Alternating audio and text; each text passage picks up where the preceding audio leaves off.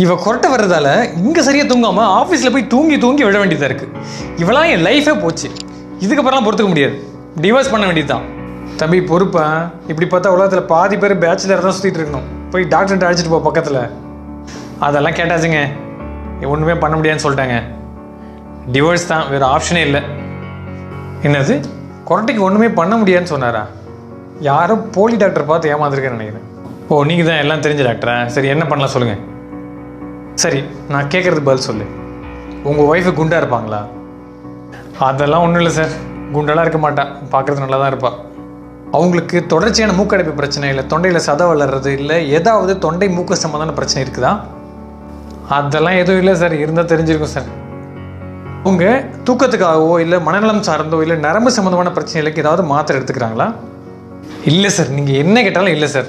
கொரட்டை தவிர எந்த பிரச்சனையும் கிடையாது சார் அவளுக்கு. She is perfect. ஏதாவது சரக்கு இல்லை போதை பழக்கம் ஏதாவது இருக்கா?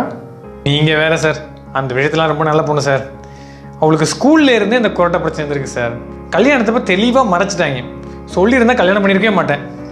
எனக்கு பென்சில் சாதம் கேட்டால் கூட முடிச்சுப்பேன். இவள் விடுற கொரட்டையில் எப்படி நான் தூங்குறது? டிவோர்ஸ் தான் ஒரே வழி. அட இரியா, சின்ன பிள்ளை சாக்லேட்டுக்கு அடம் பிடிக்கிற மாதிரி டிவோர்ஸ்னுட்டு யாராச்சும் இதுக்கு போய் டைவர்ஸ் பண்ணுவாங்களா? அதுவும் நல்ல பொண்ணவரை டிவோர்ஸ் பண்ண போகிறேன்னு சொல்கிறேன். நான் இப்போ கேட்டது எல்லாமே கொரட்டை வர்றதுக்கு முக்கியமான பொதுவான காரணங்கள். அதில் ஏதாவது இருந்துச்சுன்னா அதை சரி பண்ணாலே கொரட்டை சரியாக போயிடும். இதில் எதுவும் இல்லை அப்படின்னா அவங்களுக்கு பிறவிலேயே மூச்சு பாதையில் சில மாறுபாடு இருந்து அதனால் மூச்சு பாதை குறுகலாக இருந்து அதனால் கொரட்டை வர வாய்ப்பு இருக்குது. இதைத்தான் சார் நானும் சொல்லிட்டு இருக்கேன். இதுக்கப்புறம் சரியே பண்ண முடியாது, வேறு வழியே இல்லை. நான் இப்படி தான் தூங்குறது. இரு நான் இன்னும் அங்கே வரல. இந்த கொரட்டை பிரச்சனைக்காக என்னென்னவோ பண்ணுன்னு சொன்னீங்க. அப்படி என்னென்ன தான் பண்ணுன்னு சொல்லி பார்ப்போம். சார், இதுக்கு தான் ஒரு ஸ்மார்ட்டாக முடிவு பண்ணோம். அது கூட செட் ஆகலை. ஒரு நாள் அவள் தூங்குவா, நான் முடிச்சுட்டு இருப்பேன். அடுத்த நாள் நான் தூங்குவேன், அவள் முடிச்சுட்டு இருப்பாள். இந்த மாதிரி மாற்றி மாற்றி பண்ணிகிட்டு இருந்தோம். கேலண்டரில் லேட்லாம் வந்து ஒவ்வொரு பேரை மாற்றி போட்டிருப்போம். ஆமாம், ரொம்ப கிளவர். ஏயா, வீட்டில் ஒரு ரூமாக இல்லை, வேறு ரூமில் தூங்க வேண்டியதான். இன்னொருத்தர் எதுக்கே ஒருத்தர் முடிச்சுட்டு இருக்கணும்? சார், வீட்டில் யாருக்கும் தெரியாமல் இருக்கணும் சார். ஓ, டிவோர்ஸ் பண்ணால் தெரியாது, ஆனால் வெளில தூங்கினா தெரிஞ்சிருமா? ஆமாம், இல்லை முக்கியமான லாஜிக்கல் எரர்.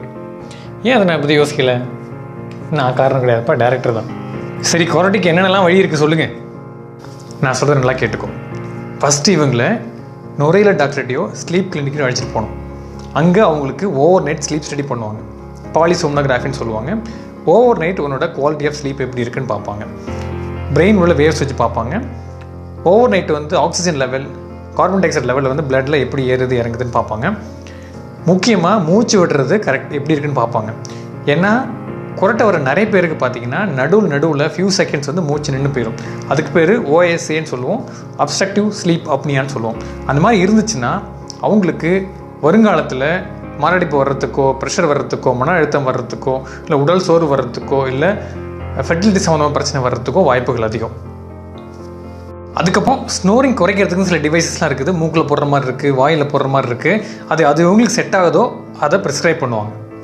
இதுலேயே ரொம்ப நல்லா ரிசல்ட் கொடுக்கக்கூடிய டிவைஸ் பார்த்தீங்கன்னா CPAP, continuous positive airway pressure. இதில் வந்து ஒரு டிவைஸ் தனியாக இருக்கும். அதிலேருந்து மோட்டார் ப்ளஸ் கம்ப்ரெஷன் மாதிரி இருக்கும். டியூப் வழியாக உங்கள் ஏர்வே கனெக்ட் ஆகிருக்கும். நீங்கள் மூச்சு விடுறப்ப இதோடு சேர்ந்து ஒரு பாசிட்டிவ் ப்ரெஷர் மெயின்டைன் ஆகும். அதனால் ஏர்வே வந்து மூடாமல் இருக்கும். அதனால் கொரட்டை வராது. இது இப்போ ரெண்ட்டுக்கெலாம் நிறைய இடத்துல கிடைக்குது. இது மட்டும் இல்லாமல் ஒரு சில பேருக்கு தொண்டையில் உள்ள அதிகப்படியான சதையை சர்ஜரி பண்ணி ரிமூவ் பண்ணுறது மூலமே கொரட்டையை நிறுத்த முடியும். இப்போல்லாம் கத்தி இல்லாமல் லேசர் மூலம் கூட பண்ணுறாங்க. அதனால் இதில் ஏதாவது ஒன்று செஞ்சு உன்னோட அழகான ஒய்ஃபோட குடும்பத்தை நடத்தப்பார். All the best.